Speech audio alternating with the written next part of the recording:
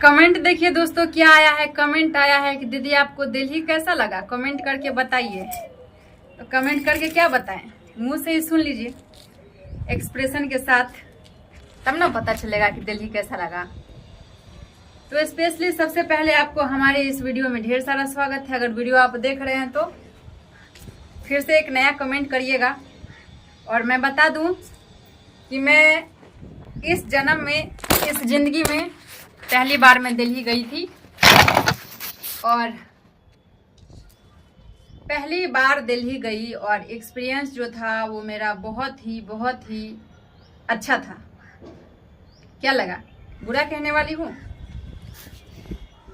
शुरू से अंत तक मैं आपको दिल्ली की कहानी सुनाती हूँ कि मैं कैसे गई, क्या की, क्या खाई, क्या पी, कैसे रही और क्या की। तो गाइस, सबसे पहले मैं यहाँ से एक फ़्लाइट का टिकट बुक की।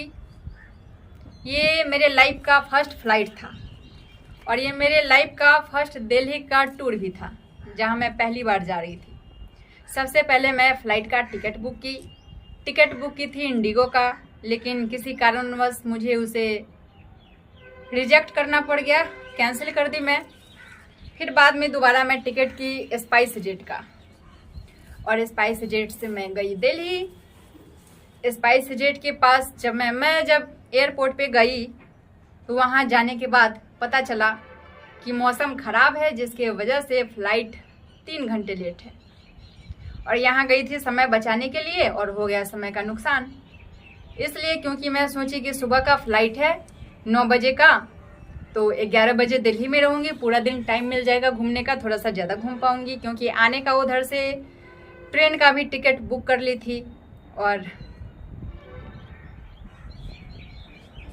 इंडिगो का टिकट जब कैंसिल की थी तो ट्रेन का टिकट कैंसिल नहीं की थी। क्योंकि आप लोगों को पता होगा शायद कि फ़्लाइट का टिकट करने के बाद जो है पैसा बहुत ही कम मिलता है, और ट्रेन के साथ ऐसा कोई इशू नहीं है। इसके वजह से हम थोड़ा सा वेट कर लिए, ट्रेन का टिकट कैंसिल नहीं किए। फिर मेरा मन किया कि मुझे जाना चाहिए, तो मैं स्पाइस जेट का टिकट करवाई। लेकिन जाने के बाद पता चला कि मौसम थोड़ा सा बेकार है और इस मौसम के वजह से 3 घंटे फ़्लाइट लेट था।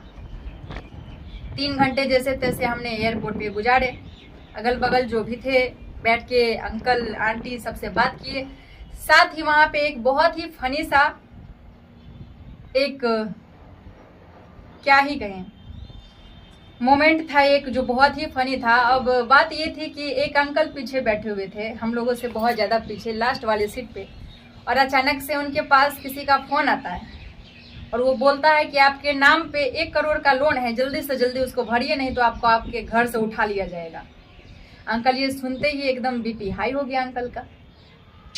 अंकल वहीं पे चिल्लाने लगे, एकदम गंदा गंदा गाली देने लगे।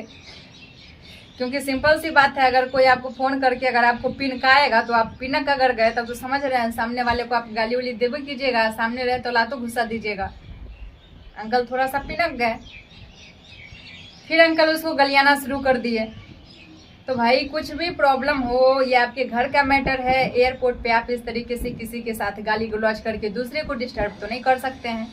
तो वहाँ पे जितना भी यात्री बैठा हुआ था सब इधर उधर कानाफूसी करने लगा। मैं सोची ये क्या हो रहा है, जरा मैं भी देखती हूँ। फिर उसी में एक अंकल ने उठ के कहा कि भाई ये तुम्हारे बाप का घर नहीं है जो यहाँ पे तुम गाली गलौज कर रहे हो, अपने घर जा करके गाली गलौज करना। तो जो अंकल फ़ोन पे गाली दे रहे थे वो अपना कहानी बताए कि देखिए मेरे साथ ऐसा हुआ, न लोन लिए है न कुछ लिए हैं, फ़ोन करके हमको साला गलिया रहा है कि घर से उठा लेंगे, ये कर देंगे, वो कर देंगे, तो हम इसको गाली नहीं दें। अंकल के कहने का मतलब बस इतना था कि सामने वाला हमको ऐसे बोल रहा है तो क्या हम इसको गाली नहीं दें। वो बस समझा रहे थे कि कोई ऐसा करेगा तो गाली नहीं देंगे, लेकिन सामने वाले के कहने का मतलब था कि गाली आप दो नहीं दो, ये आपके घर का पर्सनल मामला है, जो करना है आपको आप अपने घर पे करना। आप बाहर में ये सब चीज़ें तो नहीं कर सकते हो ना, एयरपोर्ट पे नहीं कर सकते, पब्लिक प्लेस में आप ये सब नहीं कर सकते हैं। इसी बात पे वहाँ पे थोड़ा सा बहस हो गया। कुछ लोगों ने पुलिस को इन्फॉर्म कर दिया, वहाँ पे पुलिस आया। फिर अंकल पुलिस को भी समझाने लग गए कि देखिए मेरे नाम से एक फ्रॉड कॉल आया था और मेरे को बोल रहा है कि 1 करोड़ रुपया लिया हुआ है, नहीं देगा तो उठा लेंगे घर से। पुलिस भी उसको समझाया, अंकल भी उसको यही समझाए कि बताइए कोई आपके साथ ऐसा करेगा तो आप उसको गाली नहीं दीजिएगा। पुलिस भी बोले कि हाँ देंगे तो जरूर, लेकिन कोना में जाके देंगे, बीच में थोड़ी देंगे। पुलिस वाला उसको उठा के ले गया साइड में। अब साइड में उठा के ले गया, बाद में क्या हुआ नहीं हुआ मुझे उतना नहीं पता। इतने में टाइम हो गया, बात करते करते हम लोगों का टाइम भी बीत गया। अंकल आंटी बहुत लोग वहाँ पे बैठे थे, सबसे बातें की। फिर फ्लाइट पे चढ़ी, पहुंची दिल्ली। दिल्ली जा करके आराम से, वो दिन तो खत्म ही हो गया। इसलिए खत्म हो गया क्योंकि 3 बजे फ्लाइट ही था, बहुत ही ज़्यादा लेट हो गया था। तो 5 बजे हम दिल्ली पहुंचे और वहाँ जा करके रेस्ट किए आराम से, थोड़ा बहुत अगल बगल घूम लिए। और अगले दिन मैं गई दिल्ली के लाल किला। लाल किला घूमने के बाद, लाल किला लगभग मैं 3-4 घंटे वहाँ पे रही और 3-4 घंटों में बहुत ज़्यादा चीज़ों को नोटिस की। यहाँ पे क्या है नहीं है, क्या कुछ नया है, लोग कैसे हैं, लोगों का विचार कैसा है, लोगों की भाषा कैसी है, लोगों की सोच कैसी है, सब मैंने गाइस थोड़ा सा हवा चल रही है, इसकी वजह से फोन पलट गया, कोई इशू नहीं है। तो मैं यही सब नोटिस की कि जगह कैसा है, लोग कैसे हैं, विचारधाराएं कैसी है। और उसके बाद मैं सब कुछ नोटिस कर ली, सब कुछ मुझे सही लग रहा था, सब अच्छा लग रहा था। उसके बाद मैं गई इंडिया गेट। इंडिया गेट में गई तो वहाँ पे फिल्म का शूटिंग चल रहा था। वहाँ पे गई तो कुछ देर मैं वहीं पे अपना टाइम स्पेंड की, लगभग 3 से 4 घंटा। और वहाँ भी चीज़ों को देखा, जाना, पहचाना, थोड़ी सी अपनी तस्वीरें, फोटो जो भी होती है वो मैंने खिंचवाई। वहाँ पे कैमरामैन सब रहते हैं जो कि फोटो के नाम पे ठग लेते हैं। खैर कोई बात नहीं, उनका भी पैसा है, कोई भी काम करता है तो हर कोई चाहता है कि हम पैसा कमाएं। तो उनका कैमरा HD नहीं था, लेकिन वो फोटो खिंचवाए तो मैं फोटो खिंचवा ली और वो फोटो मैं पोस्ट भी कर दी, आप लोग देखे ही होंगे। फिर वहाँ से गई तो मूवी का शूटिंग चल रहा था, भीड़ बहुत ज़्यादा थी तो मैं वहाँ पे रुकना पसंद नहीं की। फिर इंडिया गेट पे मेरे फॉलोअर्स मिले और मेट्रो के पास भी मेरे फॉलोअर्स मिले थे। ज़्यादा महिलाएं ही मुझे मिली, पुरुष कम ही मिले और सभी ने अपना प्यार दिया, मुझे बहुत ज़्यादा अच्छा लगा। फिर मैं इंडिया गेट घूम ली, उसके बाद मैं वापस हो गई, खाई पी सो गई। नेक्स्ट डे मैं गई दुबई सिटी, दिया दुबई मॉल, पता नहीं क्या है, क्या एम्बिशन या पता नहीं, कुछ याद नहीं आ रहा है। जब घूमी तभी पता था, अभी मैं भूल गई सब कुछ। एम्बिशियस पता नहीं क्या था, I don't know. So guys इस तरीके से मैं दिल्ली में 2 दिन रही, 3 दिन रही और अच्छे तरीके से घूम ली। फिर मैं वापस आ गई। और लोग दिल्ली को बदनाम करते हैं खास करके कि लड़कियां वहाँ पे ढंग से नहीं रहती है, कपड़े अच्छे नहीं पहनती है, वहाँ का माहौल बेकार है, ये है वो है।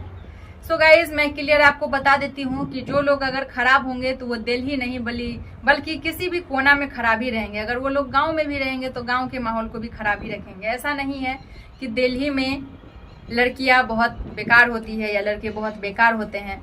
मैं तो जो नोटिस की ना, वहाँ की मेट्रो में लोग इतनी शांति से बैठते हैं। लड़कियां अगर खूबसूरत भी हो तो बस घूरते हैं, कुछ बोलते नहीं हैं, लाइनबाजी नहीं करते हैं, थेथरलोजी नहीं करते हैं, बकवास नहीं करते हैं। और यहाँ तो ये चलता है बिहार में कि अगर सामने लड़की हो तो उसको तो 2 शब्द भी बोल दिया जाता है। ये है कुछ भी, जो अगर फ्रॉड लोग हैं तो फ्रॉड वाली बातें करेंगे, अच्छे लोग हैं तो अच्छा कमेंट कर देंगे, लेकिन कमेंट कर देंगे। दिल्ली में ऐसा कुछ नहीं था।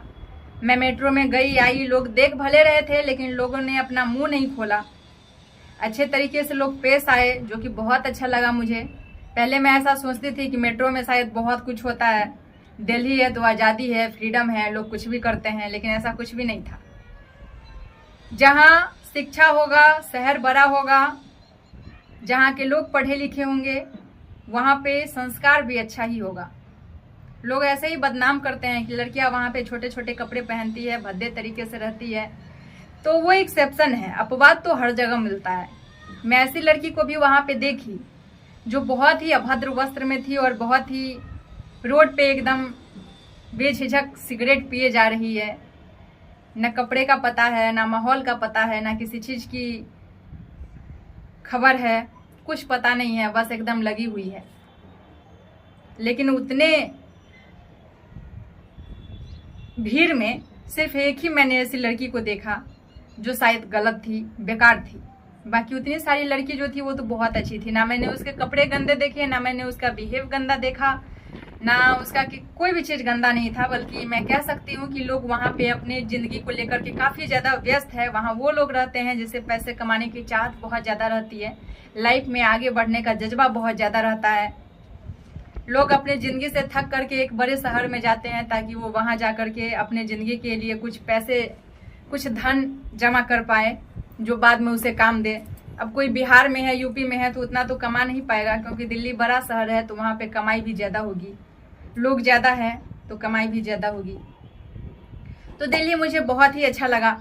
अपवाद एक दो हर जगह मिलता है, बिहार में भी नाला में सोया रहता है नशेड़ी सब, दिल्ली में तो ये सब मुझे देखने को नहीं मिला है। सो गाइज मैं बस इतना ही कहती हूँ कि बहुत अच्छा लगा मुझे। हाँ, लेकिन पहली बार गई थी तो थोड़ा सा अच्छा भी लग रहा था, थोड़ा सा बेकार भी लग रहा था।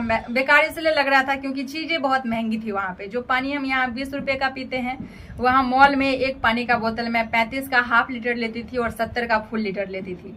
तो आप सोच सकते हैं कि शहर कितना महंगा है। बाकी खाना पीना भी बिहार के जैसा वहाँ नहीं मिलेगा। बिहारी खाना बिहारी होता है भाई, वहाँ कहाँ से मिल जाएगा। बिहार वाले भले वहाँ जाकर के काम करते हैं, लेकिन दिल्ली जा करके वो जो है बिहार का नमक भूल जाते हैं। शायद नमक इन द सेंस ये कि बिहार का वो स्वाद देना दिल्ली के खाना में भूल जाते हैं। बिहारी होकर के वहाँ खाना बनाते हैं, लेकिन जो टेस्ट बिहार में वो दे सकते हैं वही दिल्ली में जाने के बाद वो टेस्ट भी कम हो जाता है। वहाँ का लोग शायद मसाला वगैरह कम खाते होंगे, तेल कम खाते होंगे, जो कुछ भी हो। तो दोस्तों यही सब बात है।